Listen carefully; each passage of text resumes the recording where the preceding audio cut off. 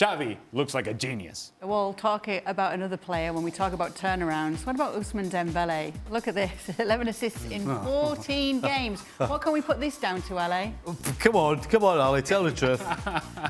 Tell the truth. A couple of things that are happening here with Ousmane Dembélé. The fact that you have now direct competition with Adama Traore, which they acquire in the January transfer window, tells him that if he's not willing to do the job, there's somebody else who can step in and do it for him. And then the other thing is contract year. Contract year. He knows he's playing for a contract, whether that's for Barcelona or somebody else. He is showing himself to Barcelona and the world. And let me tell you, there's nothing more motivating for a player than contract year. I wonder why Pablo is smiling. Pablo, would you care to tell us? No, I have to agree with Ali. I think as a football player, it's kind of selfishness that always at the end of when you know that you're going to be a free agent at the end of the season, you want to show that I'm playing for a new contract, And I think Dembélé, we all know how good he is as a player.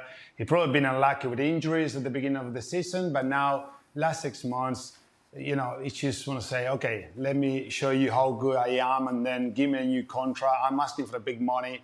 I don't know Barcelona financially. I don't know if they can afford to give him a big contract, but if it's not Barcelona, someone else will come and will give him for sure a big contract, and that is what he wants. All right, let's take a look then at how the standings are looking at the bottom half of the table. Levante only pulled themselves off the bottom with their win over Villarreal last time out before this game, and they're not managing to get much further after today's result, which definitely went against them in the end, with Barcelona winning 3-2. Thanks so much for watching ESPN on YouTube. And for more sports highlights and analysis, be sure to download the ESPN app. And for premium content and live streaming, subscribe to ESPN Plus.